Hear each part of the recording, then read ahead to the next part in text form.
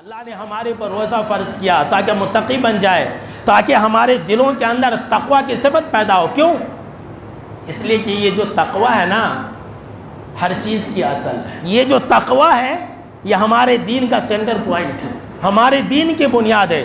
جتنی بھی عبادتیں ہیں، سن لیجیے ذرا غور سے، جتنی بھی عبادتیں ہیں، نماز، روزے، حج، زکوٰۃ، قربانی، صدقات و خیرات، ذکر و اذکار، یہ جتنی بھی عبادتیں، سب عبادتوں کا یہی مقصد ہے کہ ہمارے دلوں کے اندر تقوی پیدا ہو جائے، ہم اللہ سے ڈرنے والے بن جائیں۔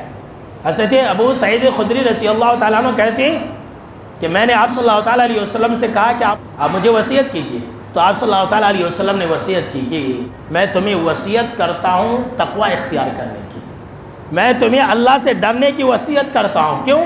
یہ ہر چیز کی اصل ہے۔ اللہ اکبر۔ میرے بھائیو، اللہ نے ہمارے پر روزہ فرض کیا تھا تاکہ ہم متقی بن جائیں۔ کیوں جانتے ہیں؟ اس لیے اس کا جواب بھی سن لیجیے کہ اللہ جو ہے متقیوں سے محبت کرتا ہے۔ اللہ اکبر۔ اللہ کی مدد متقیوں کے لیے ہے، اللہ کی دوستی اور یاری متقیوں کے لیے ہے۔ اللہ نے قرآن مجید کے اندر کئی جگہ پر بیان فرمایا، کہیں پر اللہ رب العالمین نے یہ بیان فرمایا کہ ان اللہ مع الذین اتقوا والذین هم محسنون، کہ بے شک کہ اللہ ان لوگوں کے ساتھ ہے جن کے دلوں میں تقوی ہے۔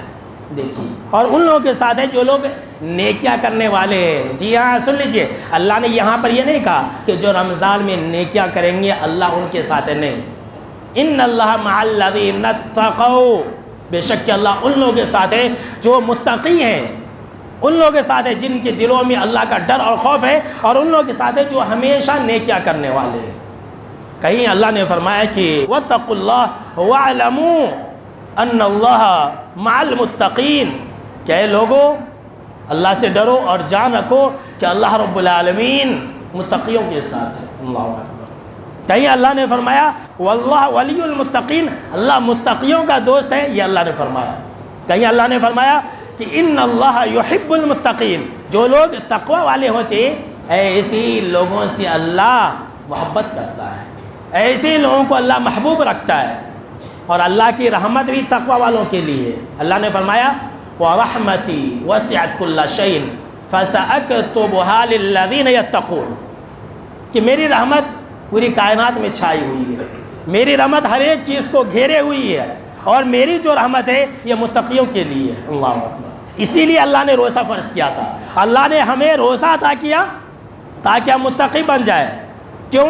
اس لیے کہ اللہ یہ چاہتا ہے کہ ہم اللہ کے ولی بن جائیں، اللہ یہ چاہتا ہے کہ اللہ ہم سے محبت کرے، اللہ یہ چاہتا ہے کہ اللہ کی دوستی ہمیں مل جائے، اللہ یہ چاہتا ہے کہ اللہ کی نصرت اور اللہ کی مدد ہمیں ملے۔ اسی لیے اللہ نے ہمیں رمضان کا مہینہ عطا کیا تھا۔